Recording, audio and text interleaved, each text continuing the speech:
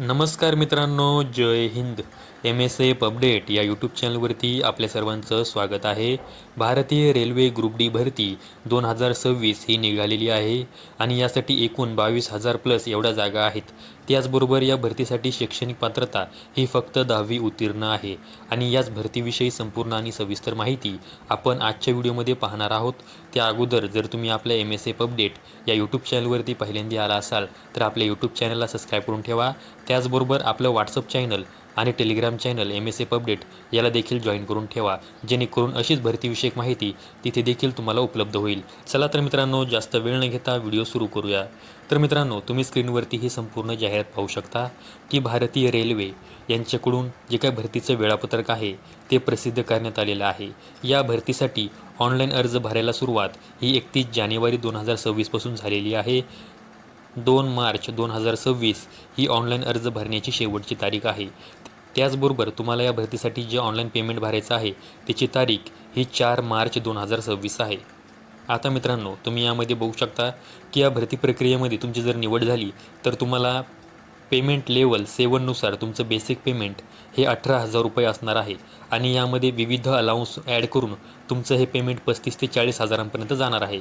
तर मित्रांनो, यामध्ये बघू शकता की एकूण जर पोस्ट पाहिल्या तर 22,195 एवढ्या जागा आहेत आणि या भरतीसाठी वयोमर्यादा ही 18 ते 33 वर्ष आहे. तुमचं वय हे 1 जानेवारी 2026 पासून काउंट केलं जाणार आहे. आता त्यामध्ये विविध कॅटेगरीला वयामध्ये सूट दिली असते. तर मी यामध्ये बघू शकता की जे जनरल कॅटेगरीचे उमेदवार आहेत त्यांना 18 ते 33 वर्ष एवढं वय आहे.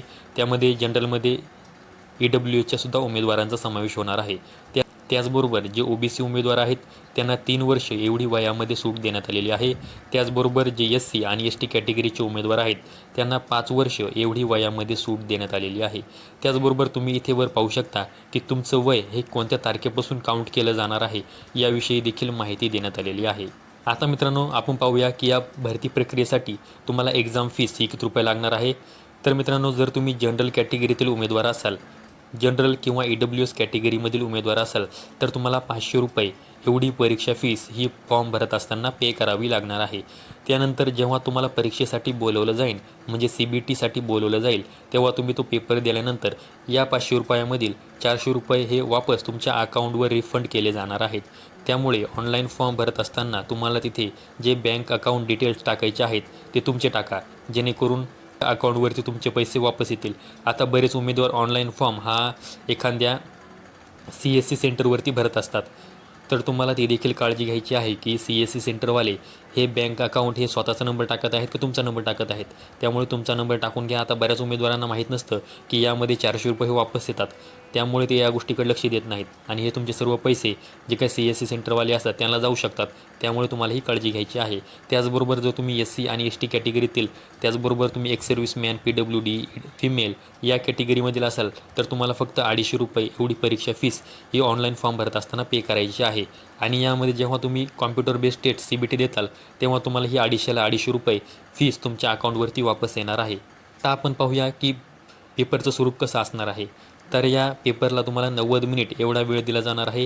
यामध्ये जनरल सायन्सचे 25 प्रश्न असणार आहेत, त्याचबरोबर मॅथमॅटिक्सचे 25 प्रश्न असणार आहेत, त्याचबरोबर रिजनिंगचे 30 प्रश्न असणार आहेत आणि general awareness and current affairs याचे तुम्हाला 20 प्रश्न असणार आहेत.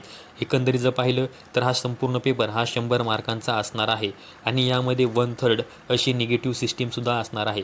तर मित्रांनो, आता आपले जे काही महाराष्ट्रातील उमेदवार आहेत हे जास्त करून मुंबई झोनसाठी फॉर्म भरतात. त्यामुळे मी तुम्हाला जी काही मुंबई झोनची जाहिरात आहे ती तुम्हाला स्क्रीनवरती दाखवत आहे. तुम्हाला ही संपूर्ण जाहिरात बघून घ्यायची आहे. यामध्ये कॅटेगरी वाईज, कास्ट वाईज कशाप्रकारे जागा देण्यात आलेल्या आहेत तुम्ही पाहू शकता. त्याचबरोबर ट्रेड वाईज कशाप्रकारे जागा आहेत हे देखील तुम्ही पाहू शकता. त्याचबरोबर आपल्या महाराष्ट्रातील काही उमेदवार सिकंदराबाद झोनसाठी देखील अर्ज करतात. त्यामुळे सिकंदराबाद झोनची देखील जाहिरात मी स्क्रीनवरती तुम्हाला दाखवत आहे. तर त्यामध्ये देखील तुम्हाला कास्ट वाईज कशा जागा आहेत, त्याचबरोबर पोस्ट वाईज ज्या काय जागा आहेत तर त्या तुम्ही यामध्ये पाहू शकता. तर मित्रांनो, आता ही जी काही भरती आहे या भरतीच्या जाहिरातीची PDF लिंक जर तुम्हाला पाहिजे असेल, त्याचबरोबर ऑनलाईन अर्ज भरण्याची लिंक तुम्हाला पाहिजे असेल, अधिकृत वेबसाईट लिंक जर तुम्हाला पाहिजे असेल तर या सर्व लिंक मी व्हिडिओच्या डिस्क्रिप्शन बॉक्समध्ये दिलेल्या आहेत. त्याचबरोबर जे आपलं टेलिग्राम आणि व्हॉट्सअप चॅनल आहे त्यावरती देखील मी या लिंक अपलोड केलेल्या आहेत. तिथून देखील तुम्ही या लिंक पाहू शकता. त्यामुळे मित्रांनो आपलं व्हॉट्सअप आणि टेलिग्राम चॅनल हे जॉईन करून ठेवा, जेणेकरून भरतीविषयक अशीच नवनवीन माहिती तुम्हाला मिळत राहील. तर मित्रांनो आजच्या व्हिडिओमध्ये तुम्हाला भारतीय रेल्वे ग्रुप डी भरती 2026 याविषयी एक महत्त्वाची माहिती द्यायची होती, त्यामुळे आजचा व्हिडिओ बनवलेला आहे. अशाच माहितीसाठी आपल्या MSF अपडेट या यूट्यूब चॅनलला सबस्क्राईब करून ठेवा आणि हा व्हिडिओ आवडल्यास व्हिडिओला लाईक आणि हाईप नक्की करा.